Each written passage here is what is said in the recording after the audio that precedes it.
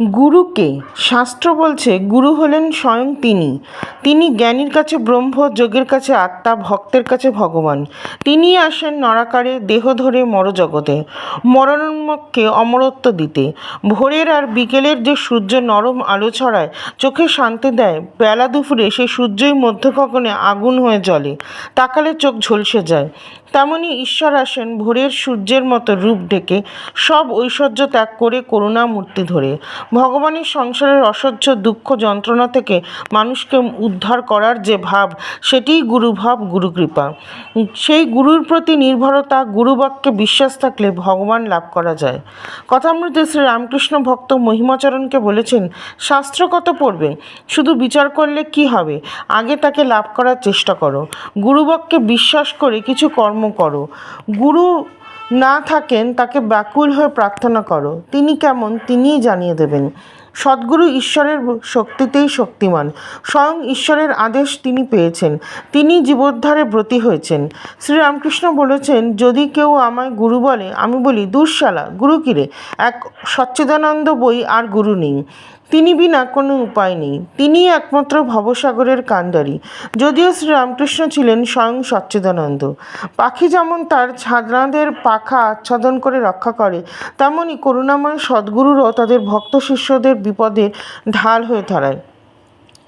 এ শুধু কথার কথা না, খাঁটি সত্য কথা। গুরুশক্তি শরণাগত ভক্ত শিষ্যদের কিভাবে রক্ষা করে, তা এই বক্তব্যের মাধ্যমে প্রকাশ করা হলো। বাগবাজার নিবাসী মন্মথ ভট্টাচার্য ব্রাহ্মণ সন্তান হয়েও পৈতে ত্যাগ করেছিলেন। ব্রাহ্মণের আচার বিচার কিছুই মানতেন না। মন্মথ ব্যায়ামে পারদর্শী ছিলেন, শরীরটাও ছিল সুঠাম সবল। কোথাও মারামারি হলে তিনি একাই 100 হয়ে লড়াই করতে পারতেন। তাকে পাড়ার সবাই ভয় করত, বলতো মন্মথ গুন্ডা। শ্রীরামকৃষ্ণের ভক্ত ও শ্রী শ্রীমায়ের সঙ্গিনী যোগিনমা দক্ষিণেশ্বরে শ্রীরামকৃষ্ণের কাছে যাতায়াত করেন। সেটা একেবারেই পছন্দ ছিল না তার ভাই হীরালালের। একদিন যোগিনমা তার বাড়িতে ঠাকুরকে আমন্ত্রণ জানালেন। ঠাকুর আসছেন শুনে হীরালাল মন্মথ গুন্ডাকে বললেন ঠাকুরকে ভয় দেখাতেন। মন্মথ শুনেই রাজি, কিন্তু শ্রীরামকৃষ্ণের মুখোমুখি হয়ে মন্মথ যেই তার দিব্যরূপ আর কয়েক ফোঁটা অমৃত কথা শুনেছেন, অমনি জোকের মুখে নুন পড়ল। মন্মথ নিজের অপরাধের জন্য ক্ষমা ভিক্ষা চেয়ে ঠাকুরের কাছে বসে কাঁদতে লাগলেন। করুণাসিন্ধু ঠাকুর তার সমস্ত অপরাধ ক্ষমা করে তাকে একদিন দক্ষিণেশ্বরে যেতে বললেন। মন্মথ গঙ্গাধর তথা স্বামী অখণ্ডানন্দের সঙ্গে একদিন দক্ষিণেশ্বরে গেলেন। গঙ্গাধরের মুখে মন্মথের গুন্ডামির গল্প শুনে ঠাকুর তর্জনী দিয়ে মন্মথকে স্পর্শ করে তার দেহ পরীক্ষা করতে লাগলেন। তারপর মন্মথকে নিয়ে গেলেন ভবতারিণীর মন্দিরে। নির্দেশ দিলেন মন্দির প্রদক্ষিণ করতে। মন্দির প্রদক্ষিণের পর ঠাকুর সহসা মন্মথকে নিরালয়ে ডেকে নিয়ে গিয়ে তাকে কৃপা করলেন। সদ্গুরুর কৃপায় মন্মথ গুন্ডা পৈতে গেরুয়া বস্ত্র ধারণ করে অবিরাম মাতৃনামে বিভোর হলেন। জানা যায় তারপর থেকে ঠাকুরের কথা স্মরণে এলেই তিনি প্রিয়নাথ প্রিয়নাথ বলে চিৎকার করতেন। বিখ্যাত যন্ত্রসঙ্গীত শিল্পী বিশারদ অমৃতলাল দত্ত বা হাবু দত্ত ছিলেন স্বামীজির খুড়তুতো ভাই। প্রথম জীবনে অমৃতলাল ছিলেন গাঁজা, গুলি ও চণ্ডুতে সিদ্ধ। ধর্মাচরণের ধারে কাছেও ঘেঁষতেন না। ঠাকুর তখন কাশীপুরের। নরেন্দ্রনাথ একদিন অমৃতলালকে শ্রীরামকৃষ্ণের কাছে নিয়ে এলেন। স্বামীজির মেজ ভাই মহেন্দ্রনাথ দত্ত সেই ঘটনার বিবরণ দিয়ে বলেছেন, নরেন্দ্রনাথের মনে হলো শ্রীরামকৃষ্ণের তো আর দেহ থাকবে না। এই সময় যাকে সামনে পাবে তাকেই শ্রীরামকৃষ্ণকে ছুঁয়ে মুক্তিলাভ করাবেন। তিনি তার খুড়তুতো ভাই অমৃতলাল দত্তকে নিয়ে গেলেন। গাঁজাখোর সঙ্গে নিয়ে যাওয়াতে নরেন্দ্রনাথ কিঞ্চিৎ গাঁদাও সঙ্গে নিয়ে গেছিলেন। লোকটিকে নিয়ে শ্রীরামকৃষ্ণের নিকট পৌঁছাতেই জোর করে বারবার অনুরোধ করতে লাগলেন রামকৃষ্ণদেবকে যাতে তাকে স্পর্শ করেন। ওদিকে ঠাকুর স্পর্শ করতে অনিচ্ছুক। তিনি বারবার বলতে লাগলেন, আমি মরতে বসেছি, এখন আর কাউকে ছুঁতে পারবো না। কিন্তু নরেন্দ্রনাথ নাছোড়বান্দা। অবশেষে শ্রীরামকৃষ্ণ সম্মত হলেন। গেজের লোকটি মেঝেতে বসেছিল। শ্রীরামকৃষ্ণ তার বক্ষস্থল অঙ্গুলি দিয়ে স্পর্শ করলেন। তখনই সেই লোকটা একেবারে সমাধিস্থ, স্থির, নিস্পন্দ, পুত্তলিকার ন্যায় বসে রইল। প্রায় 2 ঘন্টার উপর সময় চলে গেছে দেখে নরেন্দ্রনাথ মনে ভয় পেল, পাছে মাথার শিরা ছিঁড়ে যায়। সেই জন্য অনেক করে তার চৈতন্য আনার জন্য বাগানে নিয়ে গিয়ে, দাদা তোর জন্য গাঁজা এনেছি, গাঁজা খাবি বলতে লাগলেন। সে লোকটি তখনও অর্ধনিদ্রিবৎ অস্পষ্ট স্বরে বললেন, আমি খুব নেশায় বুঝছিলাম। এ নেশা গাঁজার থেকেও বেশি।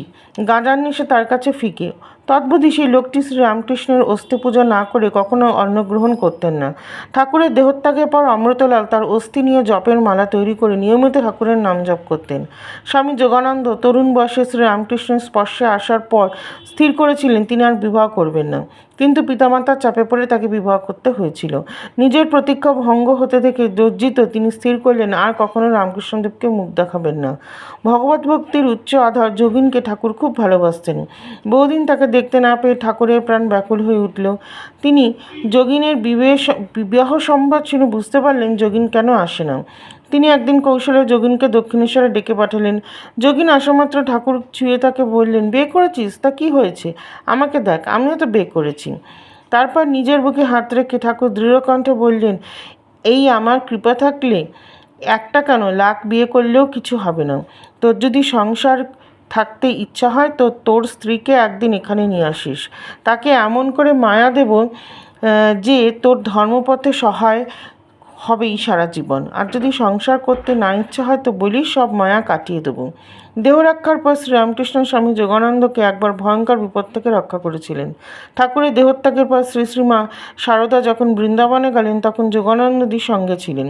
সেবার সকলে ট্রেনযোগে বৃন্দাবন থেকে হরিদ্বারে যাচ্ছেন। পথে গাড়িতেই যোগানন্দজি প্রবল জ্বরে পড়েন এবং স্বপ্নে দেখেন এক ভীষণ মূর্তি তাকে দর্শন দিয়ে বলছে, তোকে নিয়ে যেতাম, কিন্তু ওই যে পরমহংস আমাকে আদেশ দিয়েছে চলে যেতে, তাই চলে যাচ্ছি। যাওয়ার সময় দেখলেন এক রক্তবস্ত্রে পরিহিতা দেবী, ভয়ঙ্কর মূর্তি, আর বলছেন, আমাকে কিছু রসগোল্লা খাওয়াস। এই দর্শনের পর তিনি সুস্থ হয়ে উঠলেন। পরে জয়পুর ভ্রমণ করে গোবিন্দদেবজির মন্দিরে যাওয়ার পর এই একই মূর্তি দেখতে পেলেন মহারাজ। এই মূর্তি তার স্বপ্নে এসেছিলেন, ইনি দেবী শীতলা। তখন তিনি তাকে আটানা রসগোল্লা এনে ভোগ দিলেন।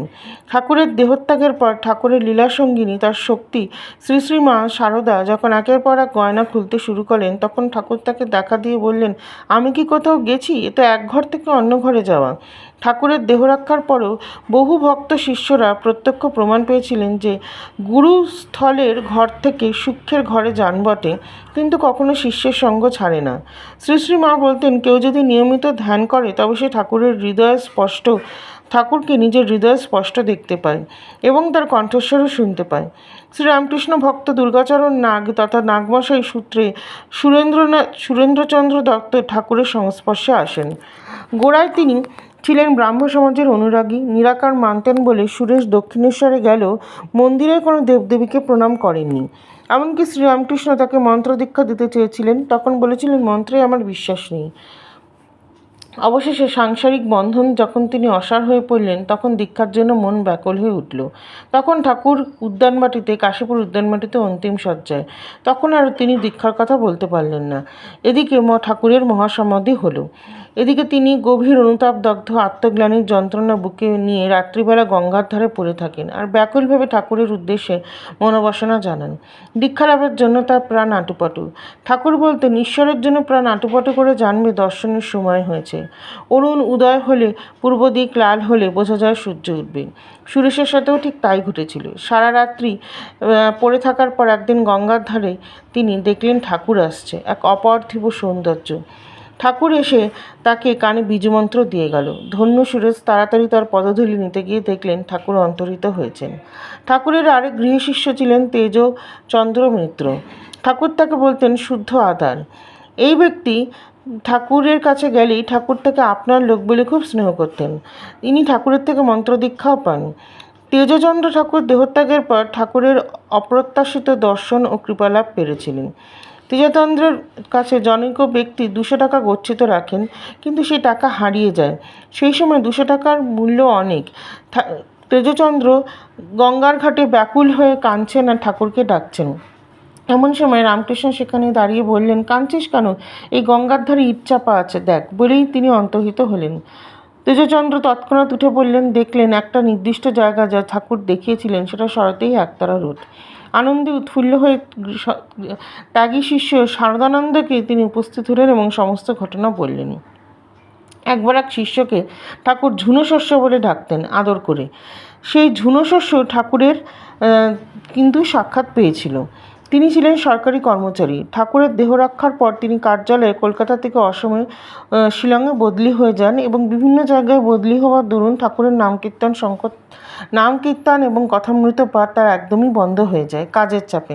একদিন সেই অবস্থায় রাঁচিতে গভীর রাত্রিতে ঘুমের মধ্যে তিনি শুনতে পেলেন কে যেন বলছেন, ও ঝুনো শস্য, ঝুনো শস্য। ডাক শুনে তিনি উঠে বসলেন। তখন বাইরেতে এসে দেখলেন স্বয়ং ঠাকুর দাঁড়িয়ে রয়েছেন। তার হৃদয় আনন্দে মথিত হয়ে উঠল। তিনি শুনতে পেলেন ঠাকুরের ডাক। ঘর থেকে বেরোলেন। সেদিন ছিল মাঘী পূর্ণিমা। আকাশে পূর্ণচন্দ্র, জ্যোৎস্নায় ধুয়ে যাচ্ছে পথঘাট। সেই আলোয় দাঁড়িয়ে আশুতোষ দেখলেন শ্রীরামকৃষ্ণ সশরীর রাস্তায় দাঁড়িয়ে রয়েছেন। তিনি বললেন, এখনকার কিছু কথা বলো, ঠাকুরের নামগান বন্ধ করো না। এইভাবে তিনি অন্তর্হিত হলেন। মহাপ্রয়াণের পরও বহু মানুষ ঠাকুরের দর্শন এবং কৃপালাভ করেছেন।